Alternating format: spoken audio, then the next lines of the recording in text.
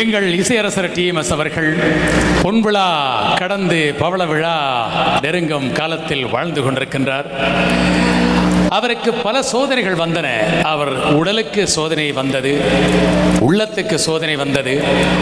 என்றாலும் கூட மீண்டும் மீண்டும் மார்க்கண்டேயராக அவர் எழுந்து இந்த இசைப்பணியை ஆற்றி வருகின்றார்.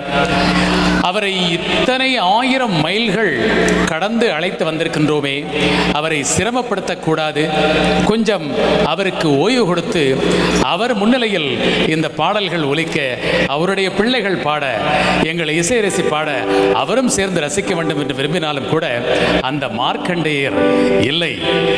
இந்த பாடல்களை எல்லாம் கேட்கும் போது மீண்டும் என்னுடைய இளமை காலத்துக்கே நான் மீண்டு செல்கின்றேன், பாட வேண்டும் என்ற உத்வேகம் எனக்கு பிறக்கிறது என்று மீண்டும் வந்திருக்கின்றார்.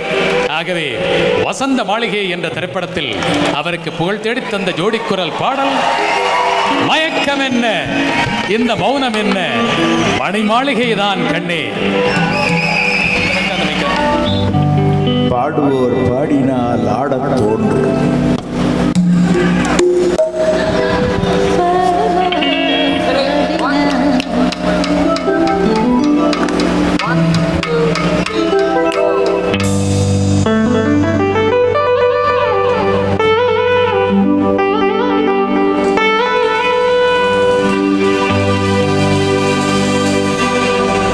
மயக்கம் என்ன,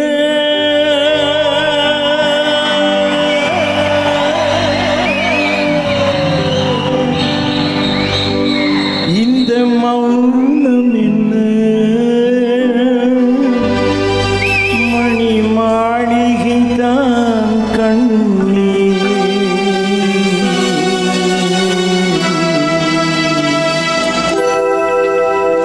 மயக்கம் என்ன, இந்த மௌனம் என்ன, மணி மாளிகை தான் கண்ணே.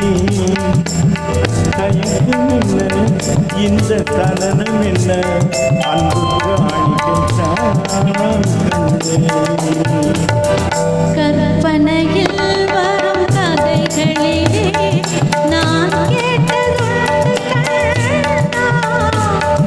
என் காதலுக்கே வரும் காணிக்கை என்று நினைத்ததில்லை கண்ணா.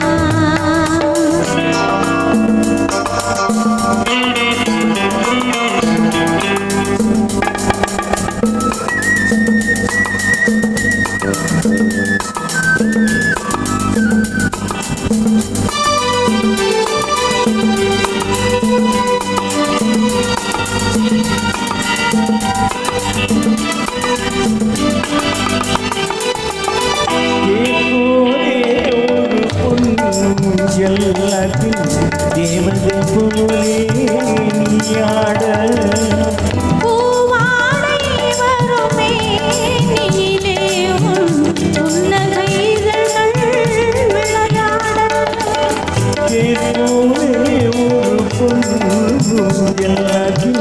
தேவதை போலே நீயாட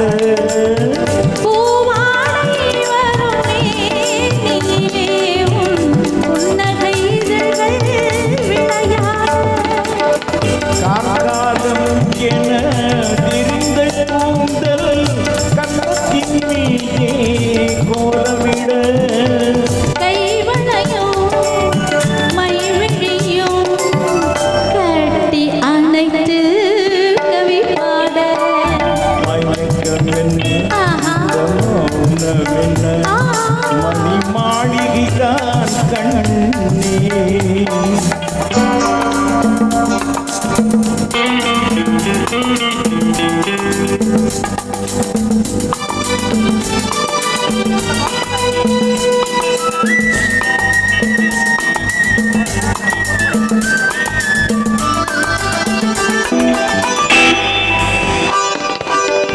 அன்னத்தை தொட்ட கைகளினால் மது கிண்ணத்தை இனி நான் தொடமாட்டேன்.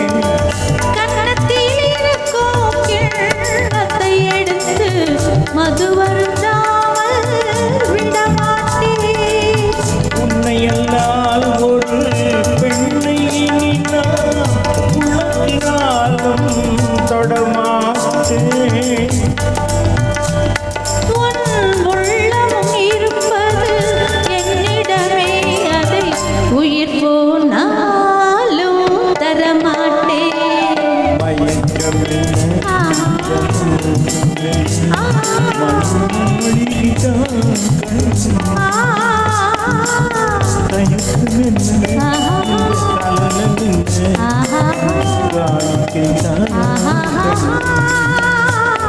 அன்பு காணிக்கை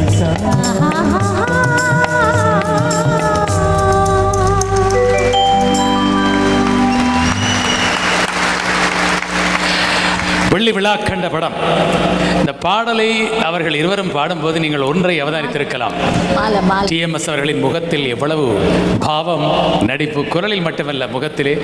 பி சுஷிலா அவர்களும் கூட அந்த பாடலை ரசித்து முகத்திலே ஒரு கதாநாயகி போல்.